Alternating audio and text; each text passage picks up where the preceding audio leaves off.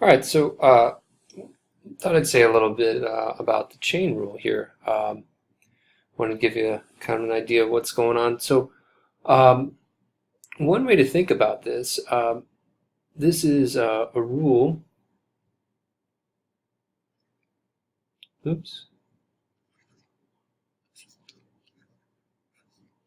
For differentiation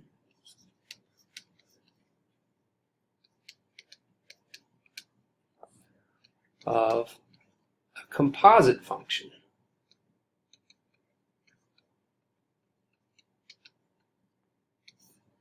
So the composite function, the idea is that you basically are, you have an input, it goes through that function, think of it as a machine, and there's an output, and that output gets sent in through following another function. So the idea is something like, I don't know,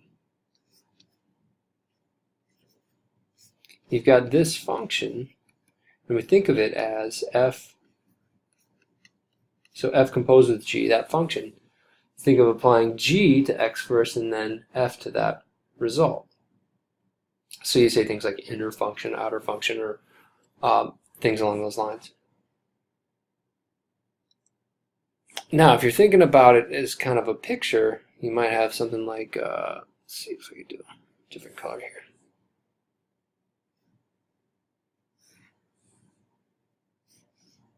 See how well I can draw here. So folks will sometimes think of a function as like a machine, right?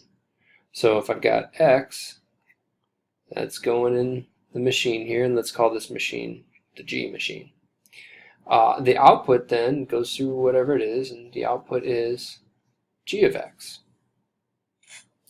Now, if we've got something like what we've got here, this composite function, this output, think of it as like on a conveyor belt. It's going right through up to another machine, and this is the F machine. And so this goes in to that input, gears turn, whatever, however you want to think about it with the machine metaphor, and out comes F of that input, which would be F of G of X. So that's kind of the idea we have for interpreting a composite function. So thinking about differentiation, we're thinking about the rate of change, right? So talking about if we want to determine how f of g of x is changing,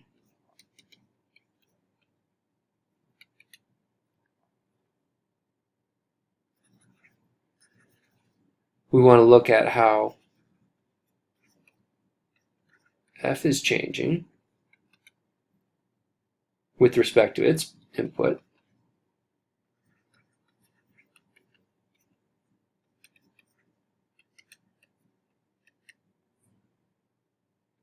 and how g is changing, also with respect to its input.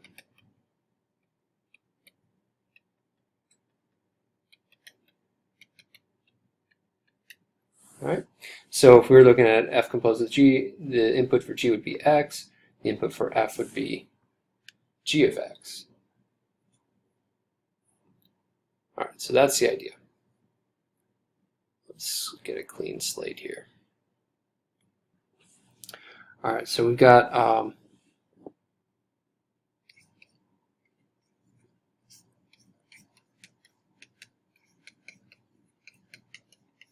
we'll assume differentiability and all that stuff, everything works out nicely. These are details that you want to know, but we'll assume everything is in order there. So if we give g of x a name, let's just call it u. U is g of x. The change in g is g prime of x using that notation, or if we like,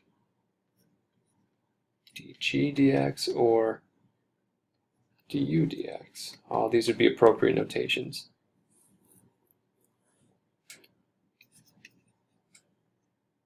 For f of g of x, or let's just call it f of u, our new variable there,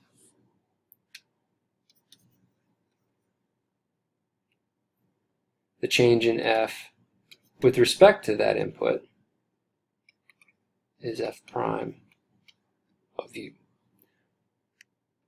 Or if you like, df du. Alright, so the change in f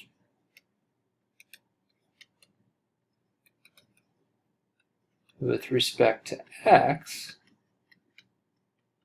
not u, or not g of x, but with respect to x, that original input for g, that first input in that two-stage process of the function,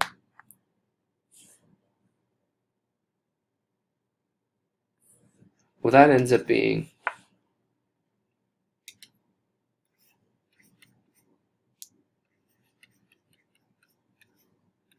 the derivative of f composed with g, the rate of change of f with respect to x,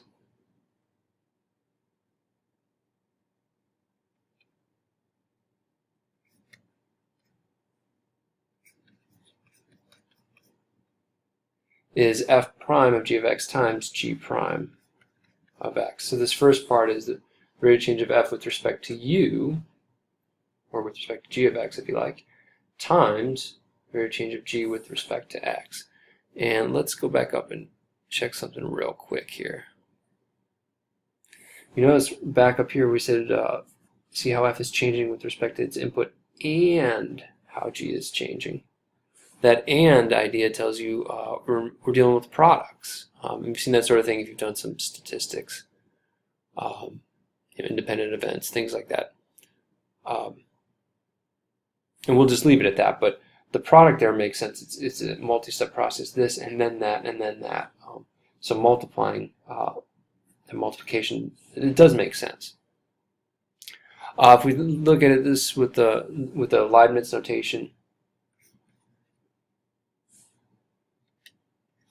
if we want to find the rate of change of f with respect to x, it's the rate of change with respect to u times the rate of change of u with respect to x.